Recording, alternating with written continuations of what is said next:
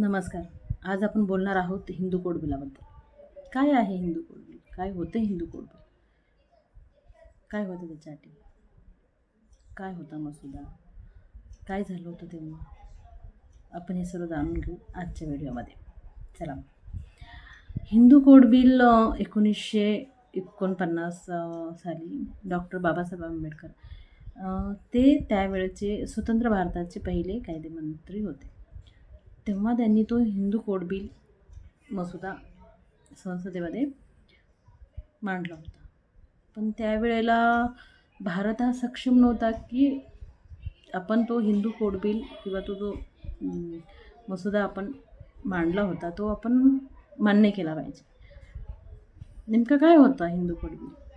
Hindu code bill म्हणजे प्रत्येक जाती धर्मातील ज्या स्त्रिया होत्या त्यावेळेस जे विवाह, घटस्फोट, पोडगी, वारसा, अजून काही ज्या गोष्टी होत्या, ज्या महिलांना त्यांचा अधिकार नव्हता मिळत होत्या, त्या संदर्भात ते बिल होतं की जे तेव्हा डॉक्टर बाबासाहेब आंबेडकरांनी संसदेमध्ये मांडलं होतं.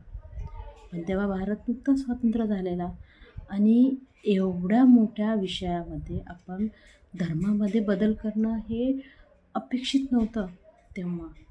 कारण नुकतंच आपण पारतंत्र्यातून बाहेर पडलेलो होतो. तर आपला सर्व विकास करण्यावरती रोख होता. आपण स्वतःला स्टेबल करण्यावरती रोख होता. तर तेव्हा धर्मामध्ये जाऊन एवढा मोठा बदल करणं त्याच वेळेला पॉसिबल नव्हतं असं तेव्हाच्या राजकारण्यांना वाटत होतं.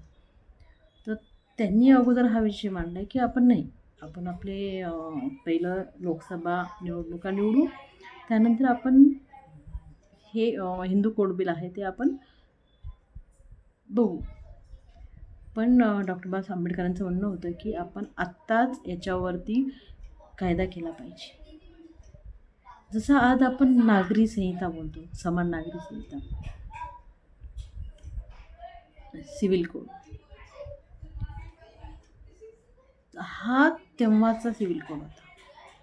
म्हणजे त्याच वेळेला हा जो कायदा मान्य झाला असताना जी आज परिस्थिती आहे ती अजून वेगळी असते.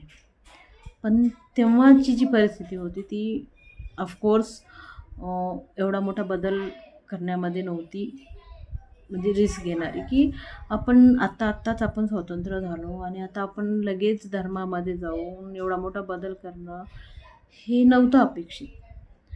त्यावेळेची काय परिस्थिती होती त्याबद्दल आपण त्या विषयावरती आपल्याला नाही आपण बोलू शकत. पण हिंदू कोड बिल हे होतं की प्रत्येक स्त्रीला ज्या जाचक अटी होत्या की विवाहासंदर्भात बहुपत्नीत्व होतं, तर त्यामुळे तो पण एक प्रॉब्लेम होता. घटस्फोट घेऊ शकत नव्हतं हिंदू स्त्रिया. म्हणजे नवऱ्याने कितीही अत्याचार केले तरीसुद्धा आपण घटस्फोट घ्यायचा नाही किंवा त्यांना वारसा मिळत नव्हता, त्यांना पोडगी मिळत नव्हती, पालकत्व मिळत नव्हतं. ह्या बऱ्याचशा अशा गोष्टी होत्या की तिथे ते करणं खूप गरजेचं होतं. पण ते नाही झालं. म्हणून 27 सप्टेंबर 1951 रोजी डॉक्टर बाबासाहेब आंबेडकरांनी कायदा मंत्रीवरून राजीनामा दिला आणि तो पंडित जवाहरलाल नेहरू यांनी तो मान्य पण केला. त्यानंतर 1952च्या लोकसभा निवडणुका झाल्या. त्यानंतर हिंदू कोड बिल 1955-56 मान्य करण्यात आला. पण एकदाच म्हणून नाही, वेगवेगळ्या टप्प्यामध्ये त्याचे 4 भाग डिवाईड केले, 4 कायदे आले. हिंदू विवाह कायदा, हिंदू वारसा कायदा, हिंदू अज्ञान व पालकत्व कायदा आणि अजून एक आहे हिंदू पोडगी आणि दत्तक कायदा. तर हे 4 त्याच्यात डिवायडेड करून हिंदू कोड बिल नंतर मान्य करण्यात आलं.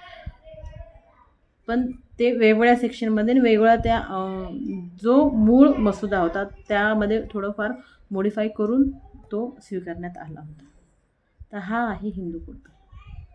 म्हणजे आज आपण ज्या गोष्टीसाठी बोलतो की समान नागरी कायदा, हे 70 वर्षापूर्वीच हे माहिती होतं. म्हणजे किती दूरदृष्टी आपण जी म्हणतो की एक दूरदृष्टी असली पाहिजे, पण हे जिवंत उदाहरण आहे.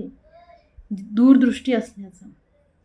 तेव्हाचे जे राजकारणी होते ते समाजकारण करायचे, समाजासाठी समाजाचा विचार करायचे, प्रत्येक घटकांचा विचार करायचे, ते प्रत्येक घटकांचा, दुर्बळ घटकांचा, स्त्रियांचा.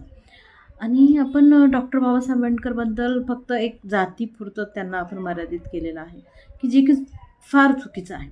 त्यांनी फक्त एका जातीपुरतं नाही केलेलं, त्यांनी सर्व जातीमधील जे दुबळे आहेत, ज्या स्त्रिया आहेत, सर्व जातींसाठी त्यांनी त्यांच्यासाठी केलेलं आहे, त्यांनी समाजासाठी केलेलं आहे, ना की फक्त एका जातीसाठी.